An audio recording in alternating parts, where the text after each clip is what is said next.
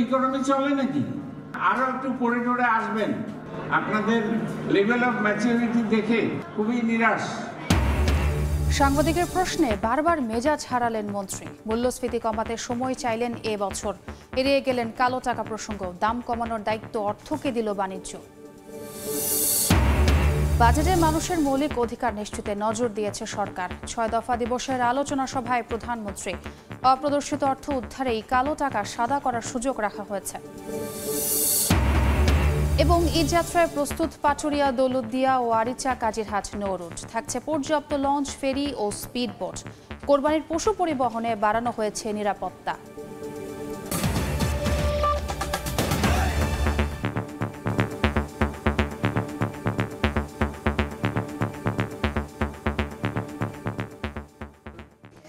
জনপদের সময়ের সঙ্গে আছে আমি ছোয়া খন্দকার।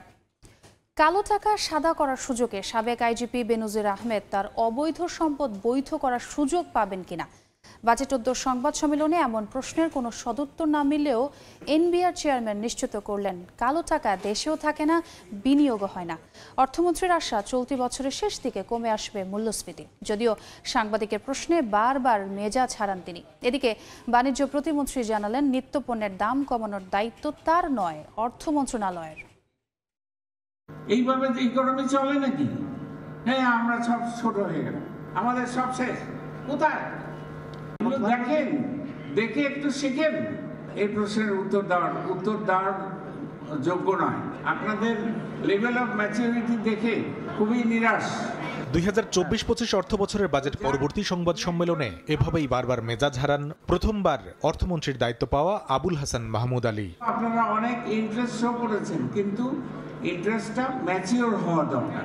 শুক্রবার বিকেলে রাজধানীর ওসমানী স্মৃতি মিলনায়তনে সাংবাদিকদের প্রশ্নের মুখোমুখি হন অর্থমন্ত্রী। তিনি আশ্বস্ত করেন, চলতি বছর শেষেই মূল্যস্ফীতি কমে স্বস্তি ফিরবে সাধারণ মানুষের জীবনে। ইনফ্লেশন তো আমরা বলেছি এই বছরের শেষের দিকে এই কমতে শুরু করবে। সংবাদ সম্মেলন জুড়ে ঘুরে ফিরেই সামনে আসে অবৈধ সম্পদের মালিকদের বাড়তি কর সুবিধা দিয়ে কালো টাকা সাদা করার সুযোগ দেওয়ার বিষয়। এমন সিদ্ধান্তের ব্যাখ্যা দিলেও এনবিআর চেয়ারম্যান জানালেন, দেশে থাকে না কোনো কালো টাকা। বিভিন্ন কারণে অপ্রদর্শিত কিছু সম্পদ থাকতে পারে। কালো টাকা কিন্তু যারা তৈরি করেন তারা ইকোনমিতে ব্যবহার করার জন্য করেন না। কালো টাকা মূলত দেশের বাইরেই বেশি চলে যায় এবং বিভিন্ন ভোগবিলাসের কাজে ব্যয় করে ফেলেন। প্রশ্ন উঠে, সাবেক আইজিপি বেনজির আহমেদ তার অবৈধ সম্পদ বৈধ করার এই সহজ সুযোগ পাবেন কিনা। জবাবে অপেক্ষা করতে বললেন সরকারের অর্থ উপদেষ্টা। দুর্নীতি দমন কমিশন এটাকে তথ্য অনুসন্ধান করছে। তথ্য অনুসন্ধান করার পরে তার বিরুদ্ধে নিশ্চয়ই কোনো আইনগত ব্যবস্থা নেওয়া হবে। তবে যে কালো টাকা নিয়ে এত আলোচনা সমালোচনা, দেশে সেই টাকার পরিমাণ কত, এমন প্রশ্নের উত্তরে এনবিআর চেয়ারম্যান জানালেন, তা জানা নেই কারো। ব্ল্যাক ইকোনমির সাইজ ক্যালকুলেট করতে হলে অন্য কোনো প্রতিষ্ঠান করতে পারে। এনবিআর এর এটি ব্ল্যাক ইকোনমির সাইজ ক্যালকুলেট করার এখতিয়ার নেই। নিত্যপণ্যের বাজারে সাধারণ মানুষকে স্বস্তি দিতে নানা উদ্যোগের কথা জানালেও বাণিজ্য প্রতিমন্ত্রীর সাফ জবাব, দাম কমানোর কোনো ক্ষমতা নেই তার মন্ত্রণালয়ের। ইনফ্লেশনের ব্যাপারে আমি বলেছিলাম যে ইনফ্লেশনে কিছু মনিটারি এবং ফিসক্যাল পলিসির মেজার নেওয়া হয়, যেটা অর্থ মন্ত্রণালয় থেকে নেওয়া হয় এবং বাস্তবায়ন করা হয়। মূল্যস্ফীতি নিয়ন্ত্রণ করতেই এবার বাজেটের আকার বেশি বাড়ানো হয়নি বলে জানায় অর্থ মন্ত্রণালয়। ইনফ্লেশনটা অ্যাড্রেস করার জন্য আমরা কন্ট্রাকশনারি মনিটারি পলিসি নিচ্ছি, বাজেট বেল টাইটেনিং করছি। কামরুল হাসান সবুজ, সময় সংবাদ, ঢাকা। এদিকে জাতীয় বাজেট নিয়ে হঠাৎ ইউটার্ন নিল সিপিডি। বরাবর সমালোচনা লিপ্ত থাকলেও এবার সংযত বাজেট প্রস্তাবে সরকার বন্দনা করেছে গবেষণা প্রতিষ্ঠানটি। সেই সঙ্গে টেকসই উন্নয়নের পথে শিক্ষা, স্বাস্থ্য খাতকে গুরুত্ব দেওয়াকেও ইতিবাচক হিসেবে দেখছে তারা। মূল্যস্ফীতি নিয়ন্ত্রণের উদ্যোগকে সাধুবাদ জানালেও 2 বছরের বেশি সময় ধরে 9% উপরে থাকায় তা 6.5-এ নামিয়ে আনা অসম্ভব বলে মত সিপিডির। বাজারে নিত্যপণ্যের দামের উত্তাপে যখন পুড়ছে ভোক্তার পকেট, তখন সাধারণ মানুষকে স্বস্তি দিতে প্রস্তাবিত বাজেটে চাল, গম, ভোজ্য তেল সহ 27টি অতি প্রয়োজনীয় নিত্যপণ্যের উৎসে কর 2% থেকে 1%-এ নামিয়ে আনার প্রস্তাব দিয়েছেন অর্থমন্ত্রী। বাজেটে মূল্যস্ফীতি নিয়ন্ত্রণে নেওয়া পদক্ষেপকে সাধুবাদ জানিয়েছে সরকারের আর্থিক নীতির বরাবরের সমালোচক সিপিডি। তবে 6.5% নামিয়ে আনা নিয়ে সংশয় প্রকাশ করেছে প্রতিষ্ঠানটি। বিশাল বাজেট না করে একটা সংযত বাজেট করার দিকে আমাদের যাওয়া উচিত, যাতে কিনা মূল্যস্ফীতির লাগামটা টেনে ধরা যায়। সেরকম একটা অনেকটাই চেষ্টা করা হয়েছে, সেটা একটা ভালো পদক্ষেপ। প্রথমবারের মতো সংসদ সদস্যদের শুল্কমুক্ত গাড়ি আমদানির সুবিধা তুলে দিতে অর্থমন্ত্রীর উদ্যোগের প্রশংসাও করেছে সিপিডি। আমদানিকৃত গাড়ির উপরে যে কর, সেটা কিছু পরিমাণ হলেও তারা দেবেন, তাহলে এটা একটা উজ্জ্বল দৃষ্টান্ত হয়ে থাকবে, একটা মহৎ দৃষ্টান্ত হবে। প্রস্তাবিত বাজেটে নিম্ন আয়ের মানুষকে স্বস্তি দিয়ে উচ্চ আয়ের ওপর কর বাড়ানো হয়েছে। এই প্রস্তাবকে সাধুবাদ জানিয়েছে সিপিডি। যাদের আয় 4,16,666 টাকা থেকে 40 লাখ পর্যন্ত, তাদের উপরে কিন্তু ট্যাক্স বার্ডেনটা পড়বে, এবং হাইয়েস্ট ট্যাক্স বার্ডেন 40 লাখ থেকে তার উপর পর্যন্ত। সেটা একটা প্রগতিশীল কর ব্যবস্থাপনার যে নিয়ম, সেই রকমভাবেই তৈরি করা হয়েছে। বাজেট বরাদ্দের ক্ষেত্রে শিক্ষা ও স্বাস্থ্য খাতকে গুরুত্ব দেওয়াকে ইতিবাচক হিসেবে দেখছে সিপিডি। বরাদ্দটা 2000। শুভ খান, সময় সংবাদ, ঢাকা। আওয়ামী লীগ ক্ষমতায় থাকলে দেশের মানুষের ভাগ্যের দুয়ার খুলে উল্লেখ করে প্রধানমন্ত্রী শেখ হাসিনা বলেছেন, মানুষের যেন কষ্ট না হয় সে বিষয়টি গুরুত্ব দিয়ে সুপরিকল্পিতভাবে দেয়া হয়েছে এবারের বাজেট। ঐতিহাসিক 6 দফা দিবসের আলোচনা সভায় এ কথা বলেন সরকার প্রধান।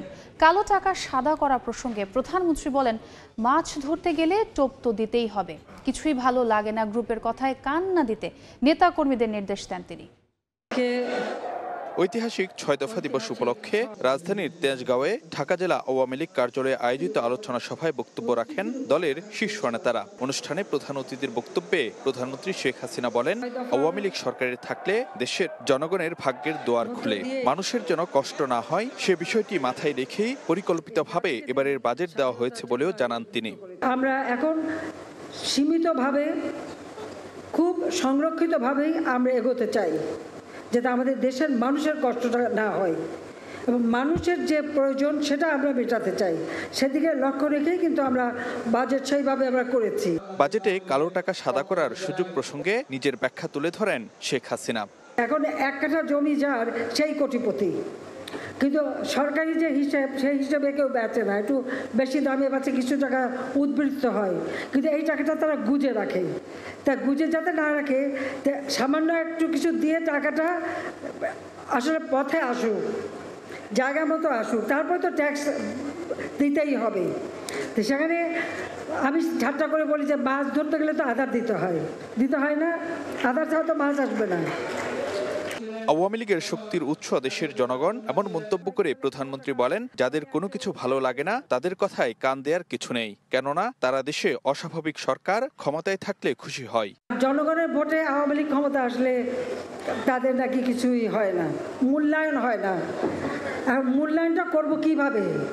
তাহলে কি একটা দাঁড়িপাল্লা ঠিক করে উঠে দাঁড় করে মাপবো নাকি? মূল্যায়ন তো আমরা দেখেছি সে কেয়ারটেকার সময় তাদের চরিত্র কিভাবে তেল মারে একটা অগণতান্ত্রিক সরকার যদি ক্ষমতা আসে তখন। তা আমাদের তো ওই তেল মারা গোষ্ঠীর দরকার নাই। এর আগে সকালে 6 দফা দিবস উপলক্ষে রাজধানীর ধানমন্ডিতে বঙ্গবন্ধুর প্রতিকৃতিতে ফুল দিয়ে শ্রদ্ধা জানান প্রধানমন্ত্রী ও আওয়ামী লীগ সভাপতি শেখ হাসিনা। দিবসটি উপলক্ষে আওয়ামী লীগের সহযোগী সংগঠনের নেতাকর্মীরাও বঙ্গবন্ধুর প্রতিকৃতিতে ফুল দিয়ে শ্রদ্ধা জানান। ফারুক ভিয়া, রবিন, সময় সংবাদ, ঢাকা। 2024-2025 অর্থ বছরের বাজেটকে বেনজির বলে মন্তব্য করেছেন বিএনপি মহাসচিব মির্জা ফখরুল ইসলাম আলমগীর। এই বাজেটকে শুধু কালো টাকারই নয়, লুটপাটের বাজেট বলেও অভিযোগ করেন তিনি। বিকেলে ঢাকা রিপোর্টার্স ইউনিটি মিলনায়তনে এক আলোচনা সভায় কথা বলেন বিএনপি মহাসচিব। এই বাজেটটা হচ্ছে আপনার কালো টাকার বাজেট।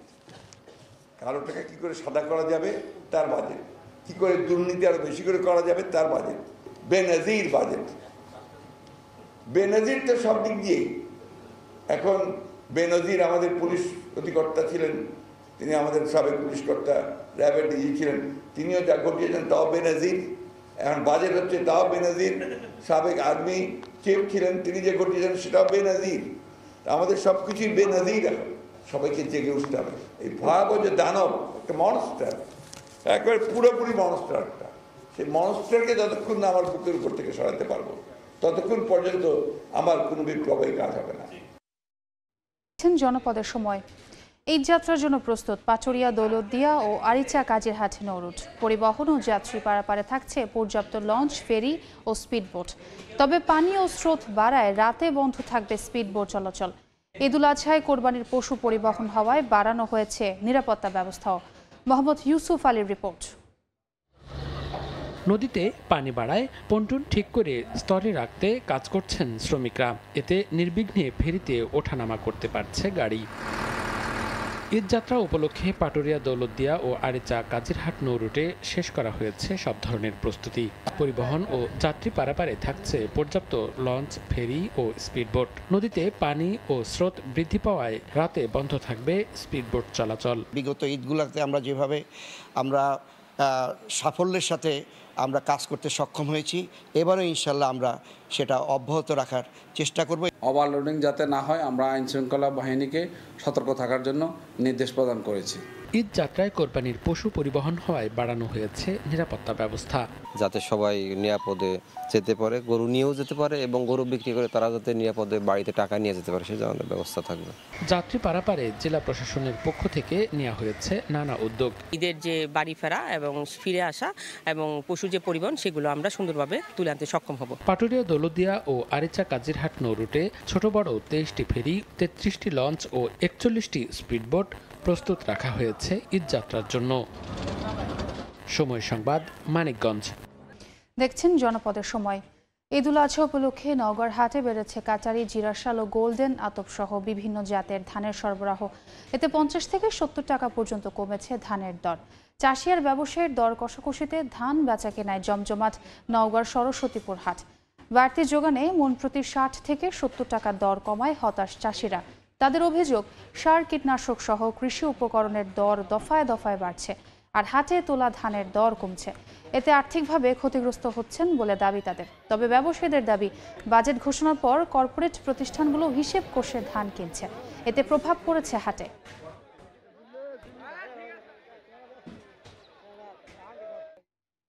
এ পর্যায়ের শীর্ষ সংবাদগুলো জানিয়ে দিচ্ছি আরেকবার।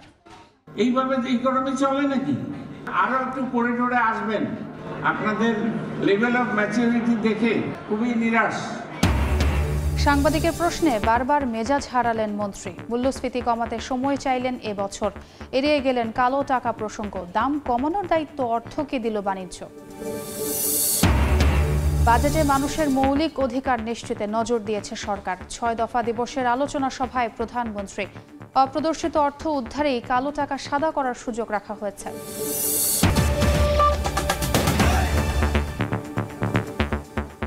এই ছিল জনপদের সময়ে। এরপর রাতের সময় নিয়ে সঙ্গে থাকবেন খান তাজনিনা হাসান।